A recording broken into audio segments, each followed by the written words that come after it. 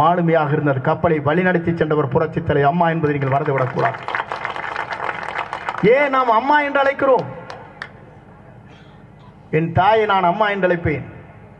தாயுடைய சகோதரியாக இருந்தால், பெரியவர்களாக இருந்தால் பெரியம்மா என்று அழைப்பேன். சிறியவளாக இருந்தால் சித்தி என்று அழைப்பேன், அத்தை என்று அழைப்பேன் வேறொருவராக இருந்தால். ஆனால் உலகத்திலே வாழுகிற அத்தனை பேரும் அம்மா என்று அழைக்கக்கூடிய ஒரே தலைவி புரட்சித் தலைவி அம்மா என்பதை நீங்கள் மறந்துவிடக்கூடாது.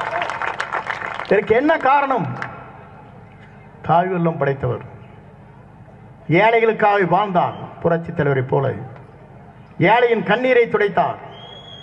பசியோடு யாரும் வாழ்ந்துவிடக் கூடாது என்பதற்காக 20 கிலோ அரிசி விலை இல்லாமல் முதலிலே இந்தியாவிலே தமிழ்நாட்டிலே வழங்கிய பெருமைக்குரியவர் புரட்சித் தலைவி அம்மா. தாலிக்கு தங்கமில்லை என்று கடித்த கண்ணீர் விட்டார்கள். அந்த தாலிக்கு தங்கத்தை வழங்கிய தாயுள்ளம் படைத்தவர் புரட்சித் தலைவி அம்மா அவர்கள். படித்தவர்களுக்கு 25,000, பட்டதாரி என்றால் 50,000 இந்தியாவிலே முதல் முறையாக வழங்கி காட்டினார். அது மட்டுமல்ல, பெண்களை உயர்த்த வேண்டும் என்பதற்காக 39 லட்சம் பெண்களுக்காக சுய குழுவை கொண்டு வந்தார். தன்னிச்சையாக பெண்கள் நடமாட வேண்டும் என்ற முறையில். இங்கே எத்தனை தாய்மார்கள் இங்கே அமர்ந்து கொண்டிருக்கிறேன் சொன்னால் எனக்காக அல்ல, தெய்வம் புரட்சித் தலைவர் எம்ஜிஆர், புரட்சித் தலைவி அம்மா இருக்கிறார் இன்னும் என்பதற்காக நீங்கள் அமர்ந்து கொண்டிருக்கிறீர்கள். அது எங்களுக்கு புரிய வேண்டும். ஏன்னு சொன்னால் அந்த தெய்வங்கள் தான் நம்மை காப்பாற்றிக் கொண்டிருக்கிறது, மறந்துவிடக்கூடாது. நான் சொல்வதற்கு காரணம், அம்மாவுடைய பல்வேறு பணிகளை கண்கூடாக பார்த்தவன். அவர் விரலை காட்டி சொல்வதற்கு முன்னாலே என்ன நடக்க வேண்டும் என்பதை புரிந்து கொண்டவன், மறந்துவிடக்கூடாது. கேட்பாங்க, ஏன்டா கழட்டி விட்டாங்கம்பாங்க. அதுக்கெல்லாம் காரணம் இருக்குது. அதெல்லாம் சொன்னோம்னா தப்பாக போயிடும். அதுக்கு என்ன ப்ரெஷர் என்ன வந்துன்னு எனக்கு தெரியும், எனக்கு மற்றவங்களுக்கு தெரியாது. ஆனால் அதே தாய் சொன்னார். ஏன் எதை சொல்கிறேன் சொன்னால், பல்வேறு பணிகளை நாம் அவரோடு இருந்து ஆற்றினேன்.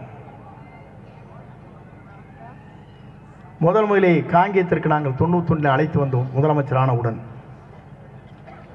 அப்போது புரட்சித் தலைவி அம்மாவில் கூறிய வார்த்தை என்றும் என்னுடைய நெஞ்சத்திலே, இதயத்திலே என்றைக்கும் இருந்து கொண்டிருக்கிறது. ஏன் 2 துறைகளை அவருக்கு பெரிய துறையை தந்தேன்?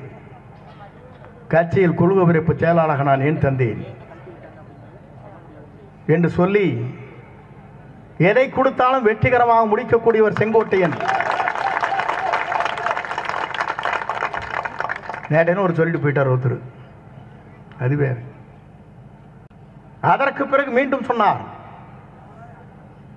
எனக்காகவும் இந்த இயக்கத்திற்காகவும் எமையுமே தன் தலையிலே விழுகிறது என்றாலும் சறுக்காமல் வலுக்காமல் இந்த இயக்கத்திற்காக தன்னை அர்ப்பணித்தவர். யாராச்சும் கேசட் கொண்டு வந்துருக்கீங்களா? ரெக்கார்டு பண்ணது இருக்குதா?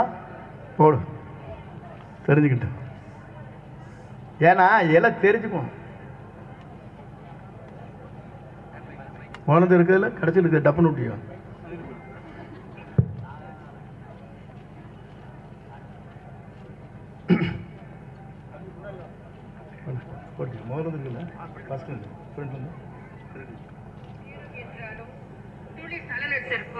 சறுக்கலுக்கோ வழுக்கலுக்கோ இடம் கொடுக்காத கொள்கை உறுதியும் கொண்ட தலைமை மீது விசுவாசமும் உடையவராக இருந்ததால் தான் இன்று இத்தனை சிறப்புகளை பெற்று விளங்குகிறார் அன்பு சகோதரர் செங்கோட்டையன் அவர்.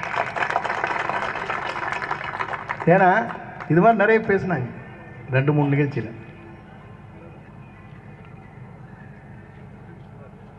அவருடைய தொண்டன், இன்னைக்கு நான் தொண்டன் தான்.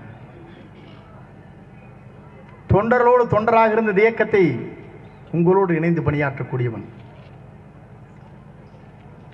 நான் என்னைக்குமே தலைவன் சொன்னதில்லை, தொண்டன்னு சொல்லிட்டு இருக்கிற. அப்பவே புரிஞ்சுக்குவேன்னு நினைக்கிறேன். நீங்கள் ஏதோ ஒரு வழியில் கொண்டு போய் உள்ளான்னு பார்ப்பீங்க. ஒவ்வொரு வேலை கேர்ஃபுல்லாக சொல்ல வேண்டியது இன்னைக்கு மட்டும். அப்படி எதாவது பேசுனா அடுத்த நாள் ஒன்றும் கண்ணுக்கு போகிறதில்லை. ஆகவே தான் இதெல்லாம் சொன்னேன். இது மாதிரி அம்மா நிறைய பேசினாங்க, அதில் அதை கொஞ்சம் மட்டும் எடுத்துட்டாங்க. எல்லோரும் நினைக்கிறார்கள், சொன்ன 2 வரிதான். அங்கே புரட்சித்தோடைய பெயரில் படமில்லை, அம்மாவுடைய படமில்லை என்று தான் சொன்னேனே தவிர, அந்த குழு வருகிற போது அவரிடத்திலே சொன்னேன். என்னை அழைத்தார்கள். அழைக்கிற போது இதை பார்த்த உடனே என்னங்க அம்மா படம் இல்லையே, தலைவர் படம் இல்லைங்களேன்னு கேட்டேன். இவ்வளவுதான். நான் அந்த கூட்டத்திலே கலந்து கொள்ளவில்லை. பத்திரிகையாளர் பரபரப்பாக இருக்கிறார்.